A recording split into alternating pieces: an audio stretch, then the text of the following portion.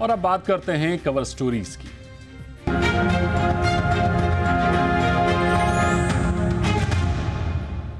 बांग्लादेश में आरक्षण विरोधी प्रदर्शन और हिंसक झड़पों के बीच आज तख्ता पलट हो गया। प्रधानमंत्री शेख हसीना ने इस्तीफा दे दिया और देश छोड़ दिया। शेख हसीना ढाका से अगरतला पहुंची और वहां से शेख हसीना गाजियाबाद के हिंडन एयरबेस पर मौजूद हैं। शाम 5:36 पर शेख हसीना का विमान लैंड हुआ था। वायुसेना के अधिकारियों ने शेख हसीना को रिसीव किया है। माना जा रहा है कि अब शेख हसीना फिनलैंड जा सकती हैं। ब्रिटेन में भड़की हिंसा को देखते हुए उन्होंने फैसला बदला है। पहले वो लंदन जाना चाह रही थी, अब वो फिनलैंड जा रही हैं। एक और अपडेट आपको दे दें कि बांग्लादेश में अंतरिम सरकार बनाने की कोशिशें तेज हो गई हैं। सलीमुल्लाह खान को अहम जिम्मेदारी मिल सकती है। आसिफ नजरुल की सरकार में अहम भूमिका हो सकती है। हलचल के बीच भारत ने बॉर्डर पर हाई अलर्ट जारी किया है। बॉर्डर पर बीएसएफ जवानों की संख्या बढ़ा दी गई है। मुर्शिदाबाद में बीएसएफ के जवान अलर्ट पर हैं। एक और बड़ी अपडेट आ रही है कि पहले एयर इंडिया ने और बाद में लगभग तुरंत बाद इंडिगो ने बांग्लादेश के लिए अपनी तमाम उड़ानें रद्द कर दी हैं। ढाका जाने वाले सभी विमानों को रोक दिया गया है। और हमारे साथ इस वक्त दो खास मेहमान हैं, उनसे बात करते हैं। सबसे पहले तो हम स्वागत करेंगे आपका सर, और रविंदर सचदेवा सर आपके पास आएंगे। हमारे साथ दो खास मेहमान हैं, उनको एक बार मैं आपसे परिचय करा देता हूं। रविंदर सचदेवा सर हैं, विदेश मामलों के जानकार हैं, और मंजीव पुरी हैं जो कि पूर्व राजनयिक हैं। मंजीव सर और रविंदर सर, बहुत स्वागत है आपका। सबसे पहला सवाल तो रविंदर सर आपसे ही होगा कि जो हालात बांग्लादेश में बनते हुए दिखे हैं, जिस तरह से अचानक हमने देखा, हालांकि अचानक नहीं हुआ है, लंबे समय से आरक्षण का मुद्दा चल रहा था, लेकिन आज जो अचानक हालात बने हैं कि प्रधानमंत्री को देश छोड़कर भागना पड़ा, तो कितना बड़ा संकट बांग्लादेश के लिए बनता हुआ दिख रहा है आपको? पहली प्रतिक्रिया क्या है आपकी? डेफिनेटली बहुत बड़ी चुनौती है बांग्लादेश के लिए इस समय, इंटरनल स्टेबिलिटी के लिए और वो सारी चीजों को लेकर के। पर जैसे आपने अभी कहा, ये काफी समय से या कुछ समय से बढ़ रहा था। पर बात ये कि केवल ये रिजर्वेशन का मुद्दा नहीं था। मुद्दा ये है कि बांग्लादेश के अंदर श्योर शेख हसीना हमारी बहुत स्ट्रांग फ्रेंड थी, बट बांग्लादेश के अंदर दो चीजें हो रही थी। एक तो इनकी एंटी इनकम्बेंसी, ये 15 साल से थी। दूसरा, अभी जो इलेक्शन हुई थी जनवरी में, सारी ऑपोजिशन ने बॉयकॉट किया था, ओके, और ये पावर में थी। एंड इनका एटीट्यूड अथॉरिटेरियन, डिक्टेटोरियल भी था, ओके। तो वो, और उसके अलावा बाकी corruption and economic growth and jobs, वो सारे मुद्दे, वो बन रहा था सारा उबाल। रिजर्वेशन तो एक तरह से कहे, नॉट बहाना, बट रिजर्वेशन का इश्यू तो डेफिनेटली एक टिपिंग पॉइंट था, आप कह सकते हैं, जिसने लोगों को गैल्वनाइज कर दिया, खास करके स्टूडेंट्स को। और उसका रिस्पांस भी जो इनकी सरकार ने करा, बहुत ही हार्श रूप से करा। तो ये जो सिचुएशन थी, कंडीशंस थी, ये टिकिंग टाइम बॉम्ब बन गया था बांग्लादेश पिछले, मेरे हिसाब से तो, और काफियों के हिसाब से पिछले 6 महीने से, इलेक्शन जब से हुई थी तब से दिख रहा था कि देखिए, जैसे प्रेशर कुकर होता है ना, उसमें आपको कभी ना कभी कोई सेफ्टी या वो वाल्व होता है ना, वो देना पड़ता है। अगर आप वो वाल्व नहीं दोगे तो चीज सडनली उभरेगी। जैसे याद है, ईरानियन रेवोल्यूशन हुआ था, शाह की सरकार चले जा रही थी, बट इतना अंदर प्रेशर बढ़ गया था, कोई रिलीज नहीं थी। सिमिलरली बांग्लादेश में कोई रिलीज नहीं थी डेमोक्रेटिक सेंटिमेंट्स की। यस, आई एग्री कि जो इनकी अपोजिशन पार्टी है, वो मानो इस्लामिक स्टेट बनाना चाहती है और इस्लामिक शारिया ज्यादा लाना चाहती है, या रेडिकल एक्सट्रीमिस्ट है उसमें, या उनमें काफी जमात जो दूसरी अलग पार्टी है वो चाहती है कि पाकिस्तान से, वो तो बांग्लादेश की लिबरेशन ही नहीं चाहते थे। करीब 20 से 25 से 30% लोग बांग्लादेश में हैं अभी भी, जो कि ये समझते हैं कि पाकिस्तान के साथ ही हमें रहना चाहिए था। तो वो सारी एलिमेंट्स इनके खिलाफ थे, मैं मानते हैं, परंतु इनको कोई रास्ता, कुछ प्रेशर रिलीज करने का करना चाहिए था, पर वो हो नहीं पाया या कर नहीं पाई है, जो भी रहा, कि अब सडनली प्रेशर कुकर फट गया। बिल्कुल, सडनली ये प्रेशर कुकर फटता हुआ दिखा है। मंजीव सर, आपसे समझना चाहेंगे सर कि ये भारत के लिए कितनी बड़ी चिंता है, क्योंकि बांग्लादेश एक अच्छा पड़ोसी है, हमारे रिश्ते उनके साथ अच्छे हैं, और ये जो अराजकता हम देख पा रहे हैं कि प्रधानमंत्री को देश छोड़ना पड़ रहा है, और प्रधानमंत्री आवास में, संसद में जो उपद्रवी है वो पहुंच चुके हैं, तो ये भारत के लिए कितनी बड़ी चिंता है? दीपक जी धन्यवाद। मैं पहले तो रविंद्र जी के साथ बिल्कुल एग्री करूंगा। देखिए, ये जो मुद्दे हैं ये भड़क रहे थे, लेकिन जो ये सडननेस की हम बात कर रहे हैं, 2 दिन पहले मेरा ख्याल एक मीटिंग हुई थी टॉप सिक्योरिटी चीफ्स की। उसके बाद आर्मी चीफ ने कहा था ये पॉलिटिकल मुद्दा, हम पीछे हटेंगे। तो किसी को भी समझ आ गया था कि इसके बाद स्टेट नहीं रोकेगी लोग, और अब तो सिर्फ समय का मतलब था, किस समय इनको बिल्कुल छोड़ना ही पड़ा। अब देश भागना पड़ा या नहीं पड़ा, देखिए ये एक जरा लंबी कहानी है कि इनकी बहन रहती है लंदन में वगैरह वगैरह, there are lots of other issues to that, तो उसको छोड़ देते हैं। आपने जो सवाल किया बहुत इंपॉर्टेंट और हमारे लिए सबसे ज्यादा अहम सवाल है। हमारी बांग्लादेश के साथ at the level of people, at the level of economics, trade, सब तरह से बहुत जबरदस्त रिलेशनशिप है। हमारी ज्योग्राफी ही ऐसी है कि बांग्लादेश हमें नीड्स अस और हमको बांग्लादेश बड़ा इंपॉर्टेंट है। साथ साथ हम भूल नहीं सकते शेख मुजीबुर रहमान, शेख हसीना, अवामी लीग, ये सब के साथ हमारे पॉलिटिकल रिश्ते हैं बहुत समय से, और ये डेमोक्रेटिक तौर की एक गवर्नमेंट की पार्टी थी, इसलिए हमारे रिश्ते इनके साथ हमेशा अच्छे रहे। याद करिएगा, प्रधानमंत्री मोदी के री इलेक्ट होने के बाद एक इंपॉर्टेंट लीडर यहाँ बायलैटरल विजिट पे आए, वो थे शेख हसीना। बिल्कुल। सो ये रिलेशनशिप हमारे लिए इंपॉर्टेंट था, इसमें कोई शक की बात नहीं है। लेकिन जैसे मैंने कहा, हमारे बांग्लादेश के साथ relationships of course Sheikh Hasina के साथ बहुत अच्छे थे, लेकिन उससे ज्यादा ट्रांसलेट करके बांग्लादेश के साथ रिलेशनशिप, और ये दिक्कत जरूर होगी, क्योंकि शुरू में यही होता है, लोग कहेंगे कि आपकी उनसे दोस्ती थी, अब वो हट गए तो हम हैं, तो थोड़ी बहुत तो जरूर दिक्कत रहेगी। लेकिन दोनों देशों के लिए, जिसको कहते हैं स्ट्रक्चरली सिचुएशन ऐसी है कि एक दूसरे के साथ बना के रखना और आगे ले जाना दोनों के हित। एक चीज याद रखिएगा कि ये जो स्टूडेंट डेमोन्स्ट्रेशन है, इसमें बिल्कुल सही, जैसे रविंदर जी ने वहां पर बोला कि उपद्रवी तत्व, फंडामेंटलिस्ट, ये सारे फायदा उठा रहे पाए, लेकिन एंड में फंडामेंटल चीज क्या है? Economic development. वो आरक्षण को हटाना चाहते हैं, they wanted better status of life, और उसमें भारत के बिना कैसे बांग्लादेश का चले। बांग्लादेश ने जितनी अभी तरक्की करी है, उसमें मैं ये नहीं कहना चाहता कि भारत का हाथ है, वो तो जरूरी है, लेकिन भारत के साथ मिलकर बांग्लादेश की और तरक्की और हर आदमी का फायदा हो सकता है। लोग ये समझते हैं, डेफिनेटली लोग ये समझते हैं, तो इसलिए मुश्किल जरूर होगी, लेकिन ये हल भी हो सकता है, और ये हल होने में बहुत बांग्लादेश और भारत का, जिसको कहते हैं सेल्फ इंटरेस्ट। बिल्कुल। रोविंदर सर, इस पे मेरा सवाल सर ये होगा कि पड़ोसी देश है, अच्छे रिश्ते हैं, तो भारत का रुख अभी हम क्या होता देख रहे हैं? हालातों पे नज़र सरकार ने बनाकर रखी है, लोगों को सतर्क रहने के लिए कहा है जो भी भारतीय वहां पर हैं, लेकिन अभी क्या स्टैंड लेगा भारत बांग्लादेश को देखते हुए? क्या स्टैंड लेना चाहिए आपकी नज़र में? स्टैंड का हम कह नहीं सकते, पर 2-3 चीजें तो ऑब्वियसली हो रही हैं। एक तो जो हमारे वहाँ सिटीजन फंसे हैं उनको निकालने का, सेकेंडली हमारी बॉर्डर सिक्योरिटी पे हाई अलर्ट हो जाना चाहिए इस समय, राइट? क्योंकि कुछ पता नहीं, इस समय हजारों की क्वांटिटी में लोग आना शुरू करें। आने को डेफिनेटली वेलकम, अगर दिक्कत में है, बट उन्हीं के बीच में कुछ एक्सट्रीमिस्ट एलिमेंट्स मिलके आ जाए तो हमें बॉर्डर सिक्योरिटी को एब्सोल्युटली आयरन क्लैड कर देना चाहिए इस समय। आई थिंक वो हो भी रहा होगा। And in a big picture, ambassador तो सबसे सही वो बताएंगे इस बात को कि बिग पिक्चर में तो हमारा होगा कि इस देश का अपना इंटरनल मामला है, खुद सॉल्व करे।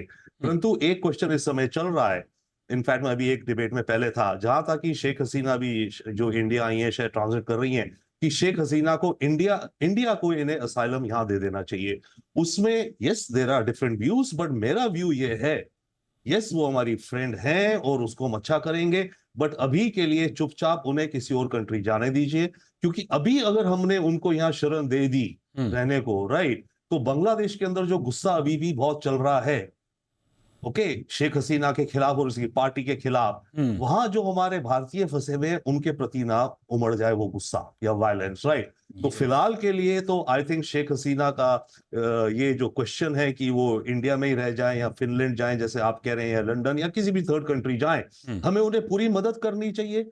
हम एक friend in need is a friend in deed, हम वो पूरा अपना कर्तव्य पालन करें। हाई लेवल पे लोग समझते नहीं है, but at the same time I think हमें इस समय इस गर्म माहौल में शायद ये नहीं करना चाहिए, क्योंकि अगर हमने ऐसा करा तो अव्वल तो इमीडिएट जो हमारे इंडियन सिटीजन्स हैं उनको खतरा है, एंड सेकेंडली इमीडिएट जो भी नई सरकार आ रही है बांग्लादेश में इस समय शेख हसीना के खिलाफ इतना गुस्सा है और इनकी पार्टी के खिलाफ, इनकी करप्शन के खिलाफ, इनके अथॉरिटेरियन एटीट्यूड के खिलाफ, कि वो वैसी ये जो दूसरी पार्टीज हैं, बीएनपी और जमात, अगर वो आती है, अभी तो मान लीजिए आर्मी आ रही है इंटरिम, जी। बट कभी तो डेमोक्रेसी के नाम पर मतलब कुछ दूसरी आएंगी, वो वैसी भारत के खिलाफ है, उनको एक और मुद्दा मिल जाएगा भारत के खिलाफ बात करने को। देखो, इसने तो हार्बर कर रखा है हमारे जो जो हमारी मोस्ट वांटेड है हमारी।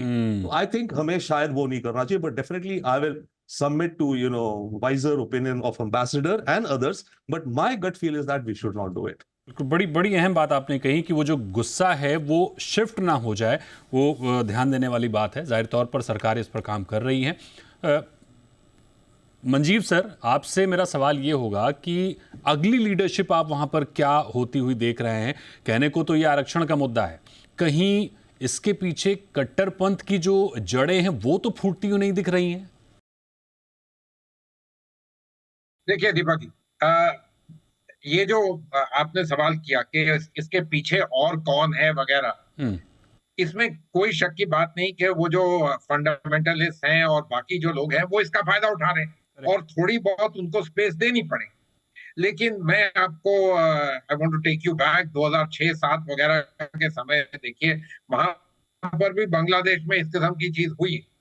तो मेरे को तो ऐसे लगता है कि आज जो ये ट्राइड एंड टेस्टेड मॉडल है कि डेमोक्रेसी के बारे में चैलेंज हुआ, democratic leader became authoritarian, democratic leader had to be removed, तो army steps in as a kind of neutral, giving a technocratic government वगैरह, और कुछ नाम भी आए हैं, वो अनाउंसमेंट्स वगैरह चल रही हैं वहां पर।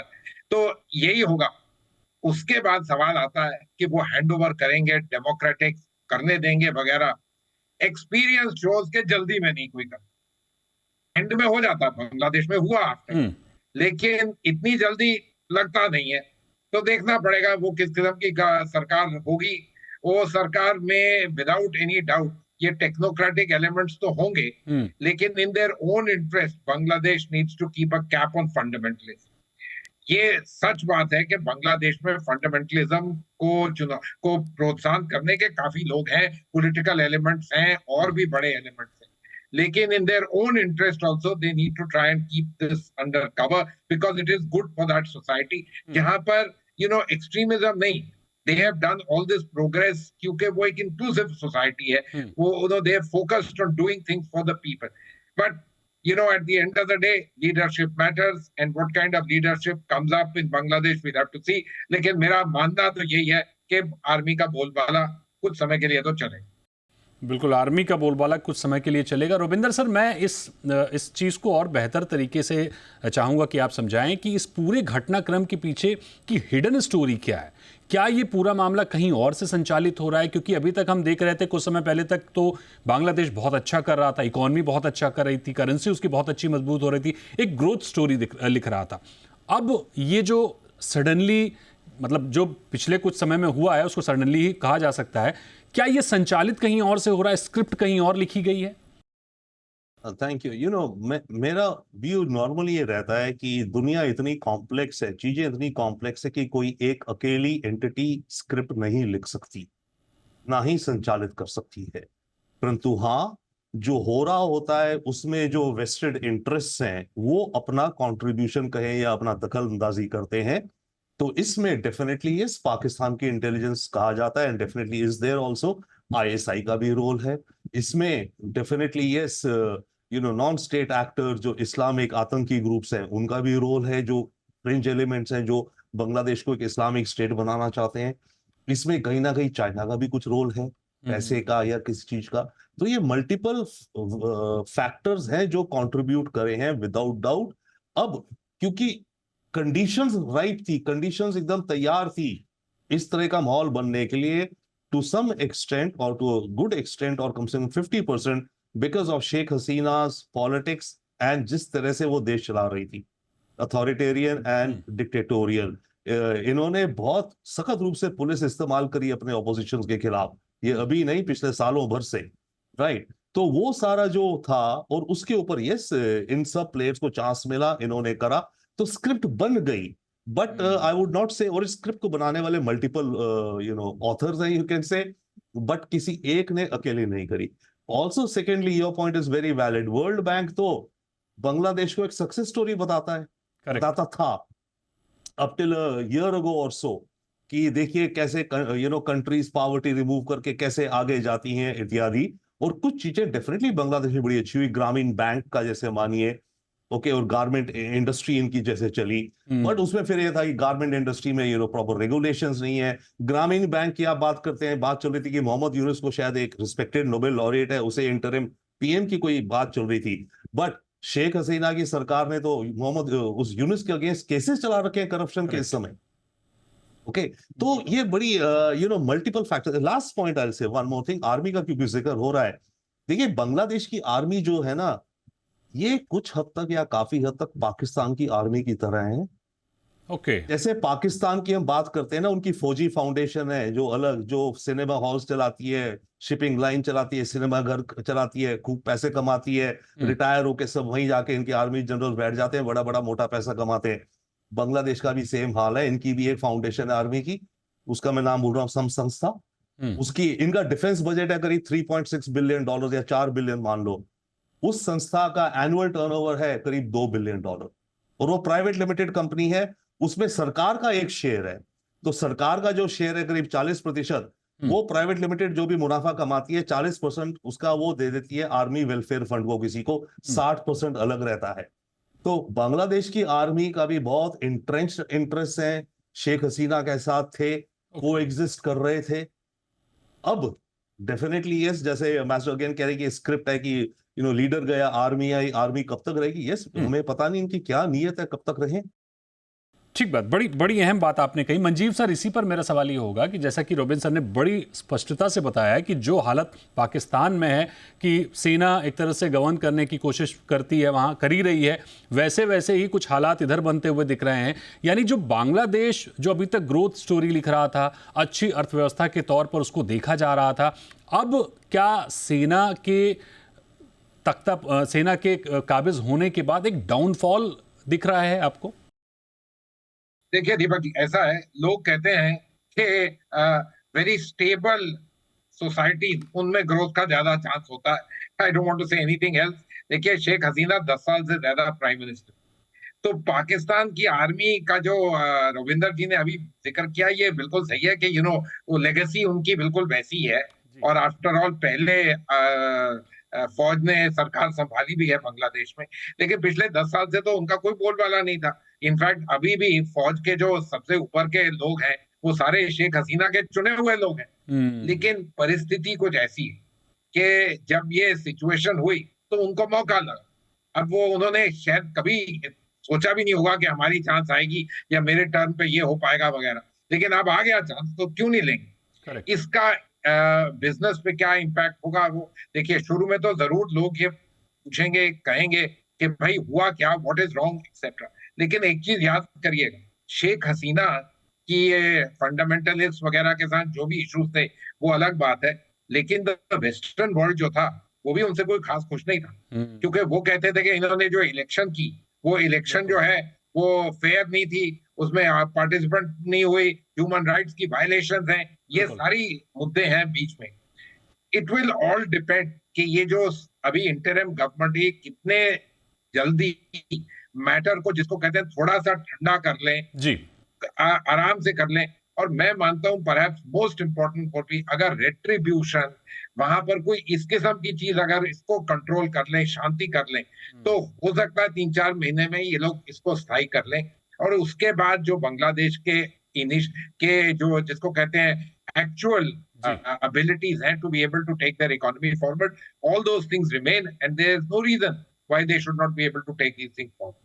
बिल्कुल, बड़ी अहम बात कही आपने रोबिंदर सर। इस बीच एक और जो चिंता की भी बात है, जो समझने की भी बात है कि भले ही बीएसएफ मुस्तैद है, भारत इस मामले पर पूरी तरह से नज़र बनाए हुए है, लेकिन इतने बड़े बॉर्डर को चप्पे चप्पे पर सेव करना बड़ी मुश्किल है। शरणार्थियों को लेकर भारत का क्या रुख रहने वाला है, क्योंकि इससे पहले भी जब 71 में प्रॉब्लम्स हुई थी बांग्लादेश में, तो भारी मात्रा में जो शरणार्थी थे वो भारत में आए थे। अभी भी कुछ कुछ हालात वैसे ही बन रहे हैं, तो हम इस चीज़ को लेकर, इस मुद्दे को लेकर कितने तैयार हैं, और या क्या रुख होगा हमारा? I think on the one hand तो मेरे ख्याल से हमारी सरकार और हमारी बॉर्डर सिक्योरिटी कहेंगे और है भी कि पूरी तैयारी है, पूरी तैनाती है। बट आई डेफिनेटली थिंक ये जो आज डेवलपमेंट्स हुई पिछले 12 घंटे में, इसके बाद या इससे पहले हमने अपने बॉर्डर पर जितनी भी रिसोर्सेज हों और बढ़ा दिए होंगे, जी पूरा अलर्ट लेवल्स कर दिए होंगे। बट यू राइट, इतना बड़ा बॉर्डर है और इतने बड़ी तादाद के लोग अगर इधर से उधर कोई होते हैं तो ह्यूमनली आई थिंक मुश्किल हो जाता है। तो ये चैलेंज रहेगा हमारे लिए। और इस चैलेंज में एक और भी होगा ना, ऐसे में हो सकता है कुछ लोगों जो कहें और हों भी हिंदूज एंड दे से कि हम तो भाग रहे हैं, और बांग्लादेश में हिंदूज भी कुछ अच्छे नंबर्स में तो है ना, बिल्कुल। राइट। तो वो अगर भाग के बॉर्डर की तरफ आ रहे हैं, कुछ और लोग आ रहे हैं, उसको कैसे आप आइडेंटिफाई करोगे? I don't want to get into Hindu Muslim kind of a thing, but छोड़िए। और ये जो लोग आ रहे हैं जेन्युइन शरणार्थी भी हो सकते हैं, अवामी लीग, शेख हसीना की पार्टी के लोगों को तो जैसे अभी बात हो रही है रिट्रीब्यूशन, इनको तो ये लोग चुन चुन के मार रहे होंगे इस समय, करेक्ट। अगले कुछ दिनों तो हो सकता है, राइट। तो वो भाग रहे हैं। अब तो हम कैसे डिसाइड करेंगे? आई थिंक ये चैलेंज रहेगा। But I do think and I believe that our government will be able to take care. But yes, ये भी हो सकता है जितनी भी हम तैयारी कर ले, जैसे भी हम टेक केयर करें, काफी कुछ स्लिपेज होगा जो कि हमारे देश के अंदर कुछ ट्रबल्स क्रिएट कर सकता है। प्लस रिमेंबर, नॉर्थ ईस्ट है हमारा, बिल्कुल राइट। वहां से नॉर्थ ईस्ट में इंस्टेबिलिटी को प्रमोट करने के लिए लोग जा सकते हैं। तो चैलेंजेस बहुत हैं हमारे बॉर्डर बिल्कुल एरिया बिल्कुल। सिक्योरिटी यानी मौजूदा समय में हालात बड़े क्रिटिकल हैं, कम से कम बांग्लादेश में। और जो हम स्थिति देख रहे हैं, हमारी एयरलाइंस ने, एयर इंडिया ने और इंडिगो ने उड़ानें रद्द कर दी हैं। भारत सरकार लगातार नज़र बनाए हुए, बीएसएफ अपने बॉर्डर को सेव करने में जुटी हुई है। लेकिन ये जो संकट है, ये छोटा मोटा संकट नहीं है। जब प्रधानमंत्री को देश छोड़कर भागना पड़े तो आप समझ सकते हैं कि संकट कितना बड़ा हो सकता है। और जाहिर तौर पर भारत लगातार नज़र बनाए हुए है और इन हालातों पर हम आपको लगातार अपडेट देते रहेंगे। बहुत शुक्रिया करेंगे मंजीव सर और रविंदर सर हमारे साथ जुड़ने के लिए और इस अहम चर्चा में हमारे दर्शकों को एक दिशा देने के लिए। Thank you so much.